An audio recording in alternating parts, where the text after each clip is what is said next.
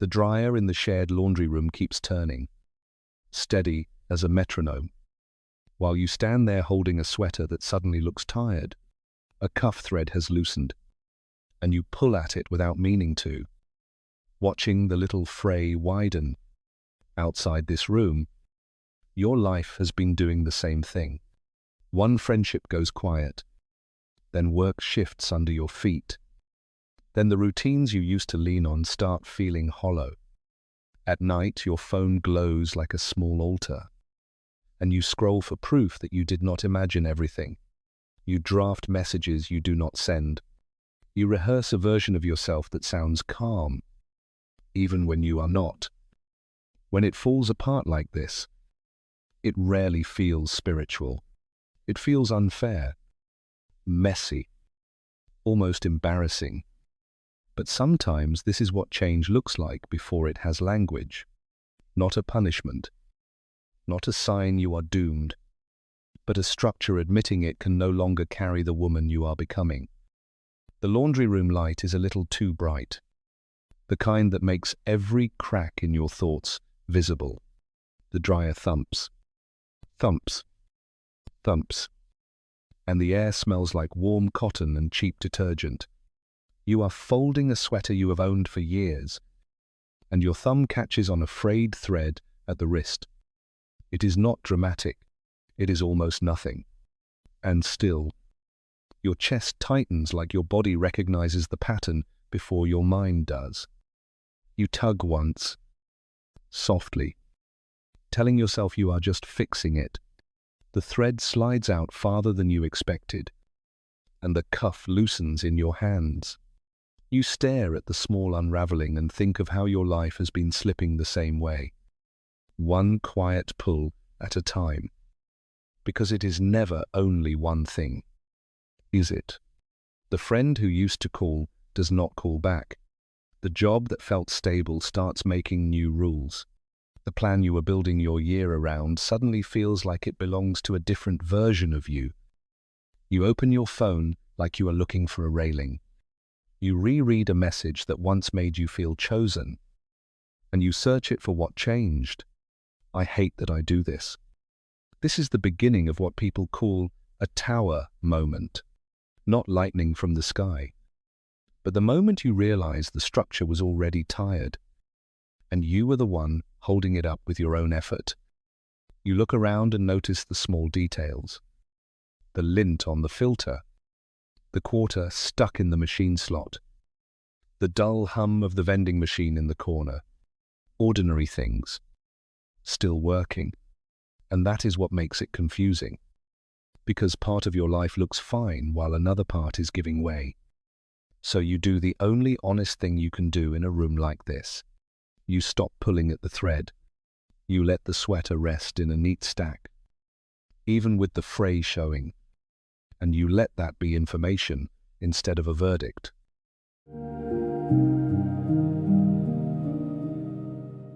The hallway outside your apartment is quiet in that modern way. Insulated. Almost too clean. The motion sensor light flickers on as you approach, then dims again like it cannot decide if you are really there. Your keys are clenched so hard in your palm that the metal teeth leave little half-moons in your skin. You stand at your own door and do not go in yet, not because you are waiting for someone, but because you know what you do when you get inside. You open your laptop, you make a plan, you fix, you patch. You build a new floor over the soft spot just so you do not have to feel it dip. Your mind starts throwing options at you like life rafts. Apply to 10 jobs tonight. Send the apology first. Even if she was the one who cut you. Reach for the man who disappears. Because at least he comes back when you call him. Even if he comes back empty-handed. I almost text. I don't. It is a strange kind of bravery. Standing in a dim hallway and letting the discomfort stay unedited. The urge is not really for him or for them. The urge is for certainty. For a quick repair that will prove you are still in control of the story. The light flickers again.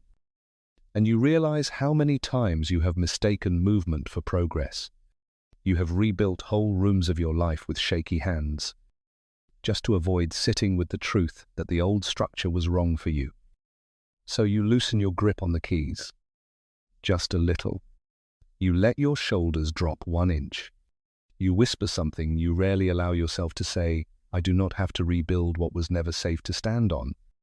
The motion sensor light clicks on again, bright for a second, then softens as if it is learning your shape.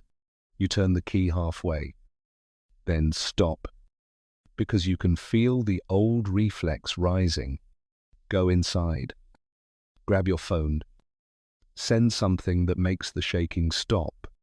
Your thumb opens a new message anyway. His name sits at the top, like a doorway you have walked through too many times. You type, "Are you okay?" And you stare at the question like it is a hook you are about to swallow. You delete it, not with anger, with a quiet precision, the same way you would remove a splinter before it gets infected. Then you type something else. Slower. I am not available for silence that leaves me guessing. You do not hit send.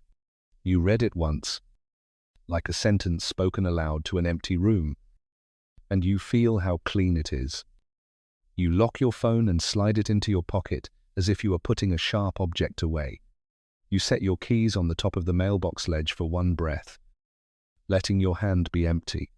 The hallway smells faintly like someone's cooking, garlic and oil, and you notice it because you are finally here, not halfway in a different story.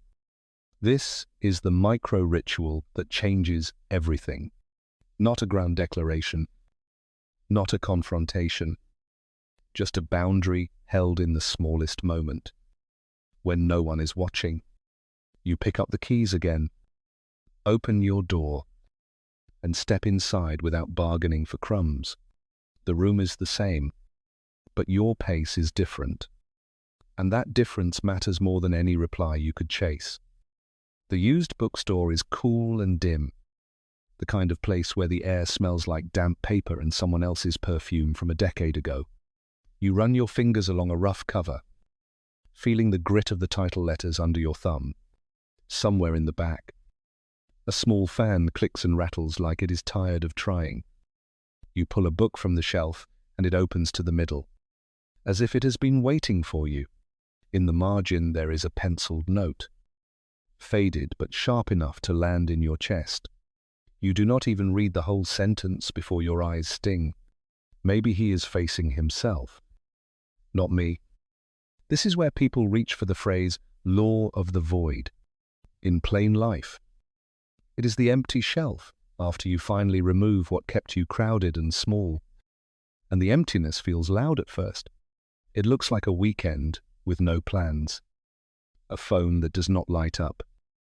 A quiet that makes you wonder if you are being left behind. You walk to the front counter with nothing in your hands. And that surprises you. You came here to buy something, to fill the space, to go home with proof that your life is still moving. But your body chooses the simpler truth: you do not need more objects right now.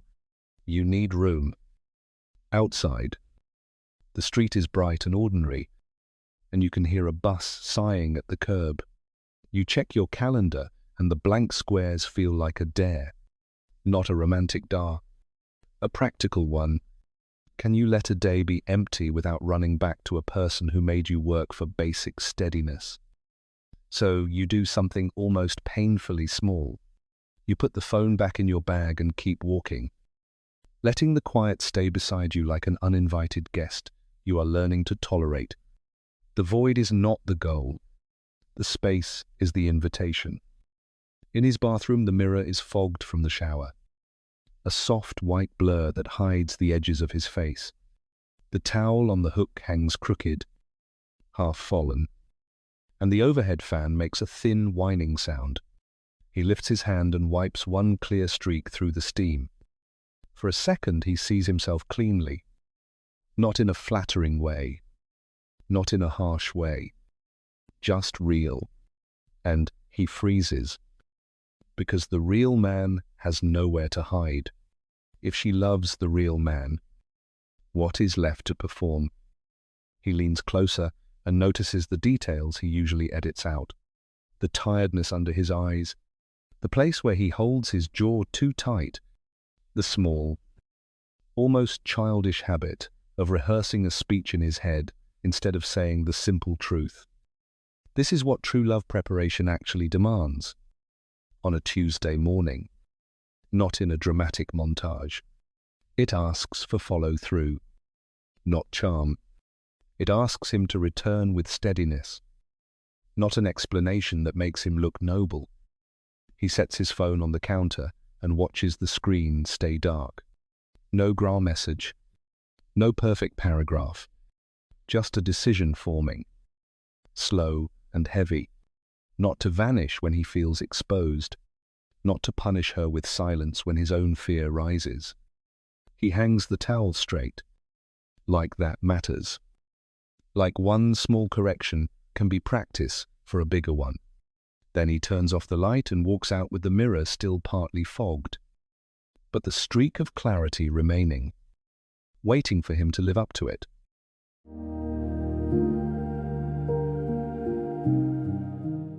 At 2:17 a.m., the room feels too big for one person. The streetlight outside throws a thin bar of light across your ceiling, and the rest of the space is dark enough to let your mind invent things. Your phone screen turns your face a pale blue when you pick it up, and it is shocking how quickly a glow can start sounding like truth. Your thoughts line up like evidence in a courtroom. He's gone. They all leave. This is proof you are too much. It sounds factual because it arrives when you are tired, when your guard is down, when your body wants the simplest explanation something is wrong with you. You sit up and the sheet falls from your shoulder, cool against your skin.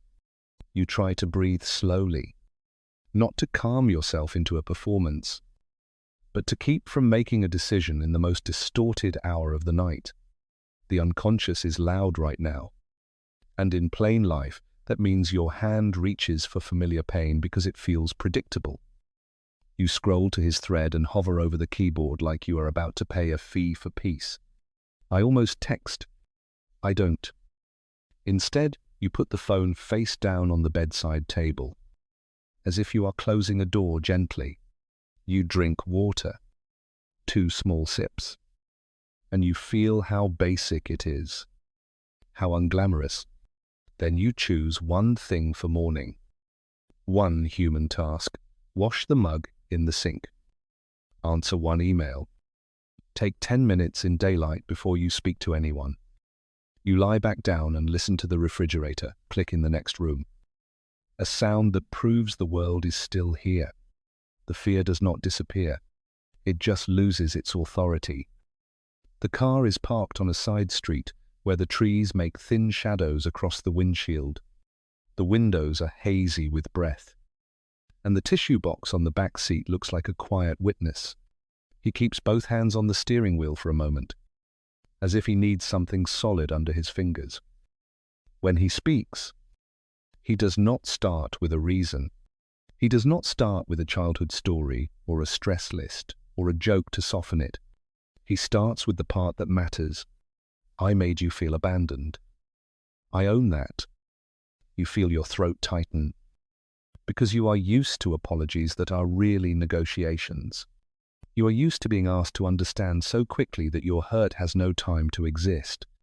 But his voice is steady, and his eyes do not dart away from the truth. He does not say, I did it because you. He does not say, you should have known. He does not ask you to comfort him for being sorry. He simply holds the weight of what he did. And that changes the air in the car more than any dramatic promise could. This is the standard you build during a tower moment. Not in theory. In practice. Someone who comes toward you does not bring confusion and theatre.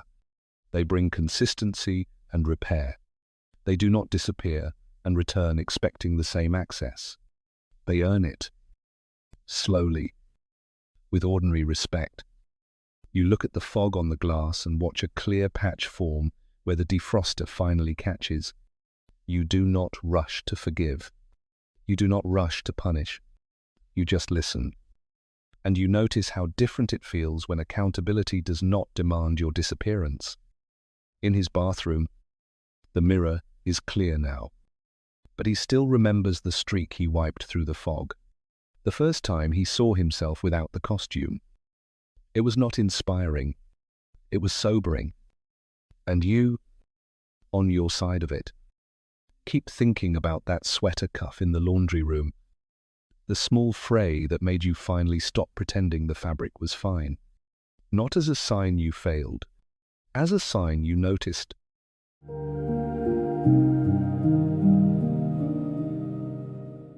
Collapse is loud, but rebuilding is quiet. It looks like washing one mug instead of rereading old messages, like leaving one chair empty at the table instead of inviting someone back just to fill the silence. I notice how people call it bad luck when three things fall apart at once, but it is often one old foundation finally admitting it cannot carry them anymore. A pattern I keep seeing is the urge to rebuild fast, just to stop the shaking. Here's what tends to happen when someone stays present. The pieces that leave first are the ones that required you to shrink. The relief comes later, and it is usually quieter than the panic. There is a strange holiness in what you stop feeding. The performative friendships that only liked you when you were easy. The job version of you that answered at midnight to prove you were grateful. The love story that ran on confusion like it was fuel. Maybe it's coincidence. The point is what it does to your attention and choices. When the old structure drops, you start noticing who shows up with repair and who shows up with excuses. In the car, his apology did not bargain. In the bathroom, his clarity did not ask for applause. And in your life, your standards become simple enough to hold even when you are tired. If someone comes toward you, they come with consistency and repair, not disappearance and theater. So if you are in the middle of your tower moment, let it be messy without letting it be meaningless. Let the empty space stay empty long enough for you to hear what you actually want. Does this feel like depth or like dismissal?